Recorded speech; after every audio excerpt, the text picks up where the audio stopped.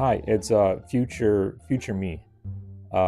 This is just kind of like a disclaimer before you start the video. The audio is a little bit messed up. It's a little bit higher and a little bit lower in certain sections. This is my first time using this microphone, and I don't really know how to use it properly, so I'm still learning. But I just kind of wanted to give a disclaimer and let you guys know before you start. So, hope you guys enjoy, and I'll catch you guys later. Wow, this is kind of awkward. I guess I lied a bit, or I didn't really lie per se. I guess I was a little bit confused and maybe a little bit burnt out of Tarkov, but I'm back. The way I see it is Escape from Tarkov is like a crazy, unhinged girlfriend. Sometimes she loves you, and sometimes she just abuses the shit out of you. Sometimes you really wonder, why am I in this relationship? I'm sure there are other things out there that are much better. But I can say for a fact of the matter that I've explored these options. And in all honesty, I think I'm going to stick with Tarkov. I'd rather the devil you know than the devil you don't. And it's a little embarrassing coming back, I'll be honest. But truthfully, I feel really good about it. And to all my friends that continue to ask me, is it worth it? Do you regret coming back to Tarkov? I don't regret it, but I am a little disappointed in myself. Just a tiny bit. Also, f*** you. So, before I go off on yet another useless and fruitless tangent that I'm known for, let's begin. Cheeky breaky mother.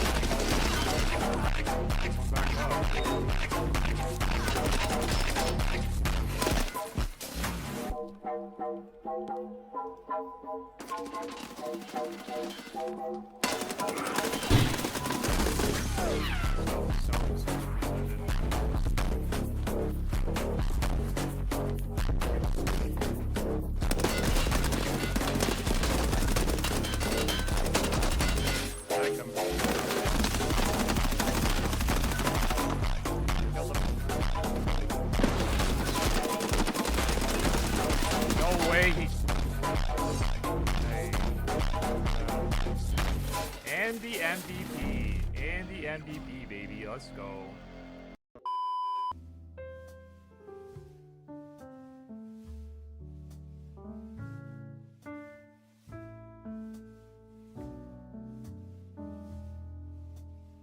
So why did I originally quit Escape from Tarkov? The first time quitting ever since I started playing the game. To give you some kind of context, from my last video that I made on Escape from Tarkov, I talked about some of the reasons why it was kind of hard to continue going on in the game for me. Locking yourself down to a game for 8,000 hours is, to say the least, diabolical. Even 2,000 hours is more than enough. So to say that I got frustrated, annoyed, and honestly a little disgusted with Tarkov is a little bit of an understatement. I didn't really enjoy the direction that the game was going. I didn't really, see the vision that Nikita was trying to point out. And honestly, the meta never really changed. There's just always just rats and angle holders. So I really didn't see much of a future in playing the game. It's just the fun just felt like it was completely sucked out. Like people who wanted to push and jump around and have engaging fights were punished because people had scopes. The truth of the matter was that I was burnt out and my heart wasn't in it at all. And I really, really did not want to take a break. And that just led to me hating the game, unfortunately, even more than I already did. I was also really scared and honestly quite terrified that I was going to get stuck in this box. Like I wasn't going to be able to escape this endless content loop of Escape from Tarkov. Like if I wanted to play a different game, my audience wouldn't follow me. And it happens with a lot of content creators. It's just something that I didn't want to happen to me. I feel like Spoon Kid is a really good example of this. And by the way, I love Spoon Kid. I'm a fucking spooner, bro. Okay, I love Spoon Kid, but I feel like if he moved to a different game instead of Rust, I don't think his core audience would really follow him. Like he's a really entertaining content creator. He's a really entertaining content creator, but I feel like if he moved to a different game, he'd lose a very massive viewership. And it's not because he's a bad content creator. It's just the fact that like content creators are known for one game, and that's just how it is. You see it all the time. And there really aren't that many outliers that can kind of get away from this. There are a couple of them, like Summit 1G and Asmongold. Summit 1G, well, he's not just primarily known for Escape from Tarkov.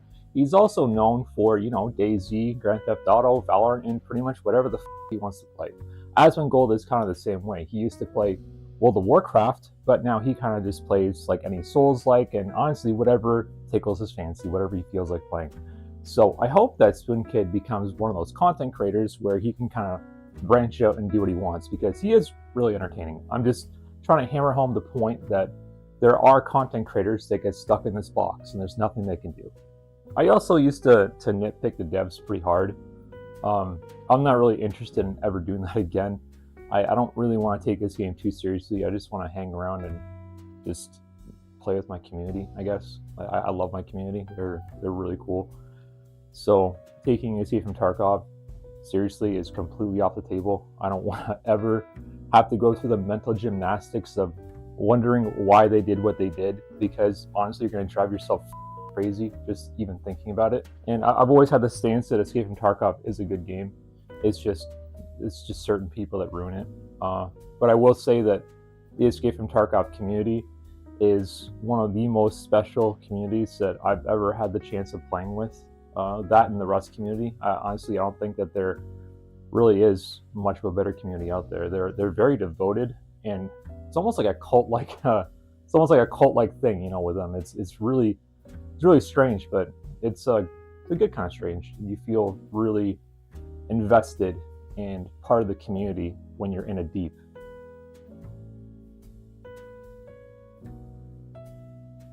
So other extraction shooters. Now we get to the fun part of talking about the other games that I've played that can't seem to stack up to Escape from Tarkov. I know I kept saying, wow, I really do wish that a new Escape from Tarkov would come out so that we can leave it behind. Oh, I hate Escape from Tarkov. Oh, I wish a new extraction shooter would come out that would grab me the same way that Escape from Tarkov does. And, you know, there were a couple that were promising and really interesting, so let's talk about them. First off, we've got Gray Zone Warfare. I really thought this game was going to be super promising. It still could be. It's in early access. It's not a bad game by any measure, but it's just, I think that they really shot themselves in the foot when they released in the state that they did. I feel like there's a lot of people that got a really bad taste in their mouth when it came to the early launch of this game, simply because the gameplay just wasn't up to snuff. It was good, but it didn't have that draw that other extraction shooters had. Also, the performance in the game really just was not good. It was not optimized. I really felt like my computer was on fire every time I opened it up, which is kind of like, it was a really big deterrent for me to ever open that game up, because I really just did not want to deal with my fan sounding like it was a jet engine. And to say I was a little disappointed in myself was an understatement, because I did end up buying kind of like the collector's edition of it. Can't remember exactly what it was called. It's called the Tactical Edition. I had to look it up. They did do a couple things that were right, though, that felt good when you first played the game. Exploring the world with your friends was really fun. The healing system was also cool. It was completely different compared to other games. The tasking system was also new and interesting, which I thought was really cool. And seriously, the environments in that game were breathtaking. Like, they were just so good. But that didn't last very long. And now we have to talk about the overwhelming amount of negativity. And when I say overwhelmingly, I really do mean overwhelmingly. The performance was shit. The gameplay wasn't really up to snuff. I mean, it was all right. It was serviceable, right? But it was pretty laggy and rubber bandy. The AI did not know what it was doing, and honestly, it really wasn't good AI. The actual world that you explored was beautiful at times. It was really good. You know, the landscape looked great, but when you walked around to certain areas, it was really empty. Like there wasn't any kind of loot. It was literally just nothing but sprawling hills and trees. There really there was nothing. Like it was very empty. Is what I'm trying to say.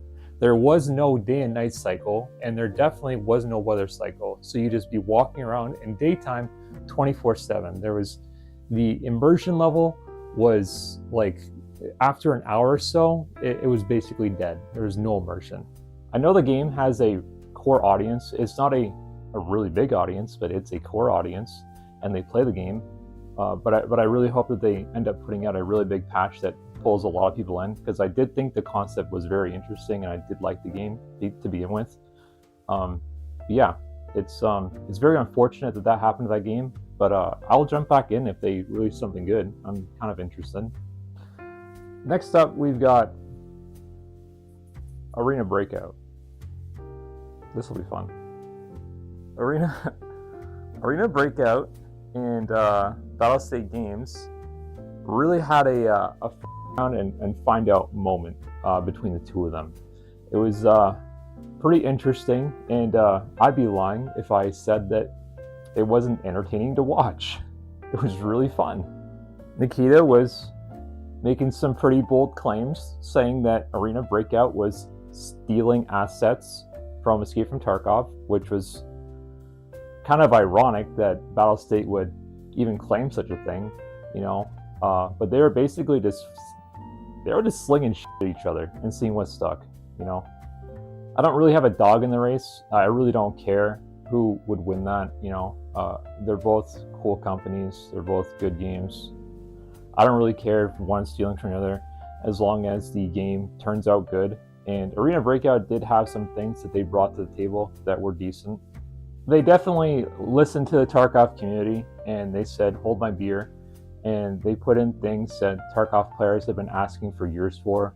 They put in things like markers and maps, healing, and faster matching times, faster gearing times, just easier just in general. Everything across the board was just way simpler and way easier. And honestly, like they didn't even have any bugs. That was the crazy part about it. It's like you look at Escape from Tarkov and you see all these bugs constantly happening, and then you look at Arena Breakout and it's just like there's nothing. You maybe you'll get like a hard crash every once in a while, but for the most part the game is incredibly optimized, and it's just made well. It's just good. But Escape from Tarkov, they can't have that, because their core player base is, we need everything to be hard, everything needs to be difficult, and it's just I don't get it. But they don't want it to be too difficult like Arma, so it's kind of like this tightrope that they're walking constantly. I think the things that really killed Arena Breakout for me in general was it wasn't as immersive as Tarkov is, and everything felt kind of plastic. The gun sounds felt kind of plastic. The moving around felt kind of stiff and plastic. It really everything it didn't feel like it had weight to it, if that makes any sense at all. I know it sounds really dumb and probably really stupid to think of, but it wasn't immersive to me. The cheating problem was also pretty bad.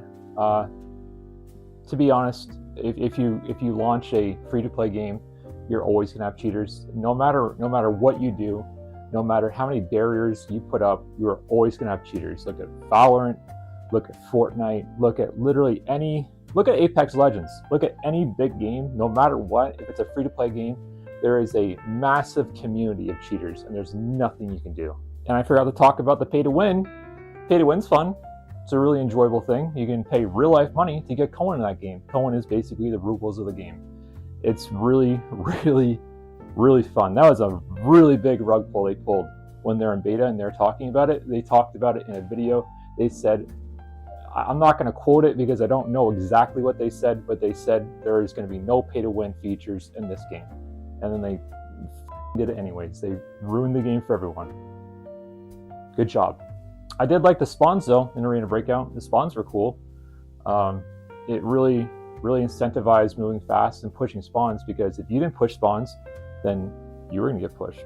And that's the kind of gameplay we like. We like seeing fast gameplay, not slow, methodical. I'm going to lay in a bush and wait for this guy for 30 minutes for my shot. We like to move fast here. We like to push things incredibly fast. Next up, we've got Delta Force. Delta Force was a upcoming extraction shooter that I was really interested in and I was keeping my eye on. The gameplay was consistently fast. There were constant updates. The gunplay was really spot on, and the gunsmith was ripped directly from Escape from Tarkov. I guess I shouldn't say ripped, but they took some inspirations from Escape from Tarkov, which, by the way, is completely fine with me. As long as it adds to the game and it doesn't take away from games, cool. I really like it. Oh, and by the way, they also had 3 different modes.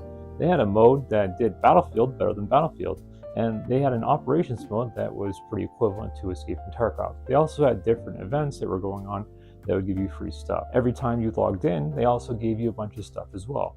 Normally tickets that would allow you to get better gear. Basically what I'm saying is, if you go broke in that game, there is honestly a really big problem with the way that you're playing.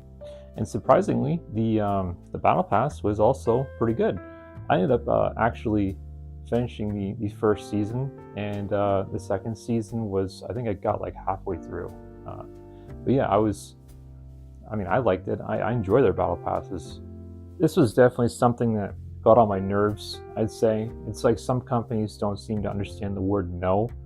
The gacha mechanics in Delta Force are pretty much the same as like every other game. They're not really new, they're not different. They basically said, hey, we see potential for money, let's do it. You know, it's not different. It's just the same gacha.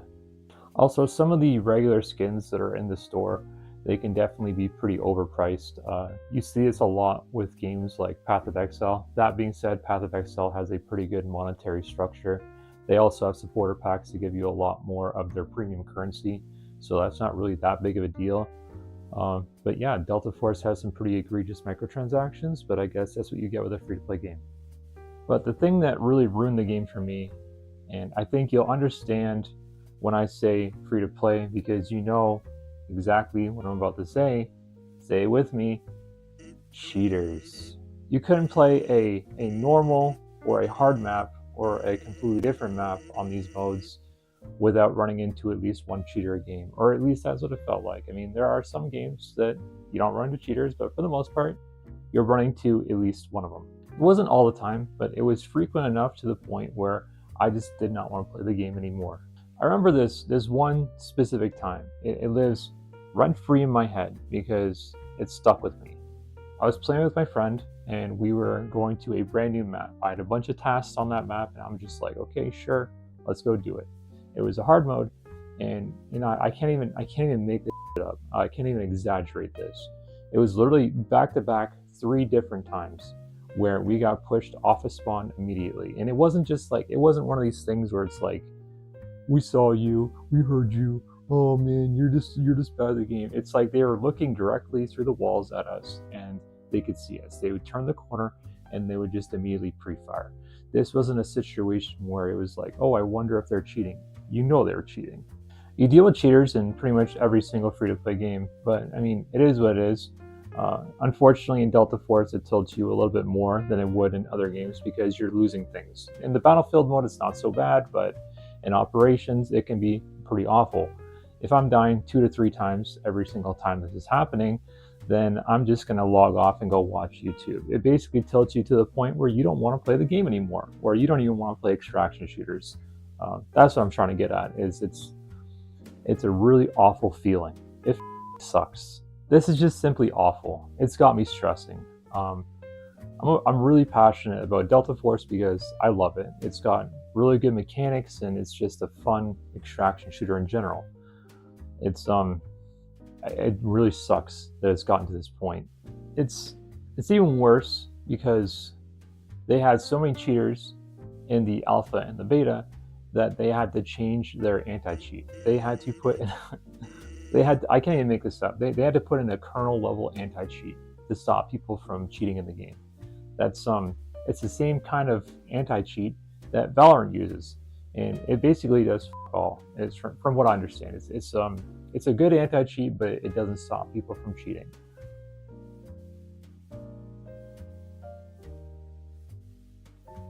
I know it's going to sound really cheesy, but I had a conversation with one of my really good friends recently, and we were reminiscing about the past, and we were talking about how our community used to be really big. We used to have a very popping Discord. People would be, coming in every single night and wanting to play Escape from Tarkov, finding new people to play with and shit like that. It was really awesome, and Twitch was really cool, interaction, things like that. But ever since, we've stopped playing Tarkov, it's kind of become this barren wasteland. We do have people that come in and we'll play. We've been playing Path of Exile 2 recently, and we've been jumping into Delta Force and things like that, but it's not what it used to be, and I want to get back to basics. I didn't lose any friends.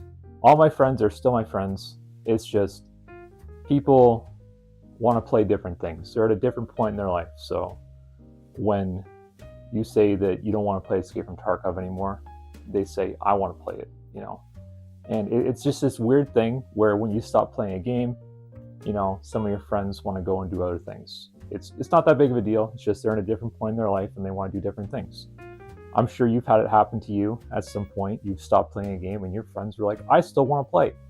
And, you guys don't stop talking or anything. It's just you guys don't hang out as much, right? It's kind of like the circle of life. Your friends just kind of drift off apart. It's like in high school. You're really close in high school and you stop going to high school, and now your friends are like either having kids or they've moved away, done other things, gotten married, gotten better jobs, things like that. But it's not just the community, it's also BSG. They seem to have stepped up when it comes to giving us information and things that we want. It seems ever since the storm that they had with Arena Breakout and the Unheard debacle, that they have decided that they want to give us more quality of life changes and things that we want. And I'm all for that. I'm glad that they're taking a chance to try and repair the reputation that they damaged. And I kind of just want to go over some of the changes that have brought me back and some of the negatives that have also reminded me of the reason why I hate the game. It's a love-hate relationship. I don't know what to tell you. And I know this is gonna sound really stupid, so prepare yourself. Light switches. Of all things, light switches. That's one of the things that brought me back. Toggling light switches on and off was something that I definitely didn't anticipate that I'd want. If you ever wanted to get rid of lights in Escape from Tarkov, what you'd have to do is you'd have to shoot the light out. And imagine doing that with an unsuppressed weapon. It's not something that you want to do. So just being able to just go up to a light switch and toggle it on and off, I think that is a really awesome idea, and it brings a lot of immersion to the game. Also, the automatic doors in labs now, the automatic doors and lights, when you walk into a door and it just opens up for you, that is so good. I wish that they had that originally because it is such a good idea. I love it. Prestiging, they added that. That's pretty cool. Now you can tell which one of your friends has a life and which doesn't. They also added a new expansion of customs, which is pretty fun. I didn't know I needed more PTSD hanging around the bronze pocket watch section. Literally think that I'm being watched 24/7 when I'm there. Scavs also seem to be cracked out of their mind this wipe. Can't even tell you the amount of times that I've been shot in the head with a shotgun from range. It's always been a meme, being head-eyes by scavs. Oh, it's so funny. Oh. But at the same time, I've gotten a lot of concussions in this game. And it's really, really weird. I don't know if they changed the balance or if I don't know what they did to scavs, but I think that they're way, way overtuned this wipe. It's wild. Do we have to have a talk about hideout items, BSG? Because that change was one of the worst changes you could have possibly ever made. I understand that you guys are trying to slow down the progression of the game because you guys don't want to wipe as often, but that change, I can't even I can't even wrap my head around how dumb of an idea that was. I know I'm probably gonna get flamed in the comments for saying that, but I think it's just like one of the worst changes they have ever made in the game. Also, I didn't play during the beginning of the wipe. I literally just started. I think this is like 2 or 3 months into wipe. So I heard that flea market was locked for like 2 weeks, and then they extended it to a month. I don't know exactly how much time that they actually locked it for, but if you played during that time, did you have fun? Was it actually an enjoyable experience? Because this is a genuine question. I'm not trying to be sarcastic or funny in any way. Was it fun? Let me know in the comments down below. I also used to think that Tarkov Arena was pretty dog shit and that they'd never be able to fix it. I used to think that this game was just gonna go down in flames and no one would ever play it again. But they linked it to Tarkov, and they did fix a lot of the things that I had complaints about. One of them being the class tree. Good job. You guys actually did something. You guys should get a pat on the back for that one. They also had a checkpoint. Arguably one of the greatest modes they have ever thought of.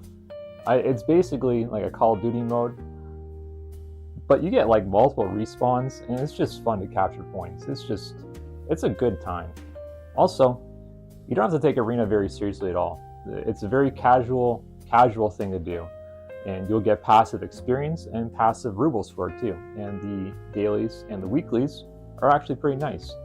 So you should just jump in and play with your friends because it's actually a blast. We do have to talk about the desync and the sound, unfortunately. I think that BSG is going to struggle with sound and desync for the entire time that they're developing this game until the day they die, basically. I don't think they're ever going to fix it. I think that they're going to do reiterations of fixing sound and desync, but I don't think they'll ever fully eliminate the problems that come with them. They literally developed a sound system for the game, and then they're like, we're actually just going to get rid of it completely. Now you guys just get one sound system and that's it, instead of being able to switch between the two. So, they don't really have a good track record with the sound in this game. Also, rubber banding in this game recently has been really awful. I don't know what they did to the servers, but they feel really weird, especially at the start of the game. I don't understand why they can't seem to get rid of the rubber banding at the beginning of the raid.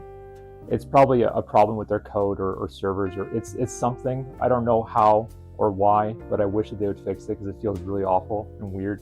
I was going to do a cheater section for this video, but then I realized that pretty much everything has been said about cheaters. There's other content creators who have done a much better deep dive into them, and they've dissected more things than I could even imagine. So anything that I say is basically going to be like beating a dead horse, and I really just don't want to get into that subject. I feel like I've harped on it enough in other videos. I don't like cheaters, period. I know I missed a lot of changes in this video. Unfortunately, I don't really have time to go through every single one of them because otherwise it'd be an hour-long video. No one really wants to watch an hour-long video on just changes of Escape from Tarkov. So I'm going to cut that short, but if you have any changes that I've missed, let me know in the comments down below because I actually am genuinely curious. So what are my future plans and moving forward with the channel? I still want to do Escape from Tarkov content. I want to do some tier listing, maybe maps, guns, bosses, whatever I'm feeling. And then I also just want to do reviews as well. So I will eventually get around to doing the Escape from Tarkov Arena review. I've wanted to do that for a while. It's just unfortunately life got in the way. So yeah, look forward to that. I'm also going to be getting back into streaming as well. Streaming was a really big passion of mine. It's just, like I said, life kind of got in the way before, so I kind of had to stop doing it. I had way too many plates spinning, and now that things have kind of calmed down, I'm able to get a grip on what I want to do and what I want to pursue. So I'll put my links in the description down below for my Twitch channel. Drop by. It's a really fun time. A lot of pushing, a lot of yelling, a lot of this game is dog. This video has been really fun to make. I felt kind of lost these past couple months, kind of jumping from game to game, trying to figure out what I want to do. And it's kind of nice just to kind of take a breather and go back to normal, go back to my roots and just have fun making videos about Tarkov, because I love them. I make memes and it's just a fun time, you know. If you guys found this video helpful in any way, shape, or form, make sure you guys hit me with a like, comment, or simply just subscribe. I promise it won't cost you a single Bitcoin, and I'll see you guys in the next one.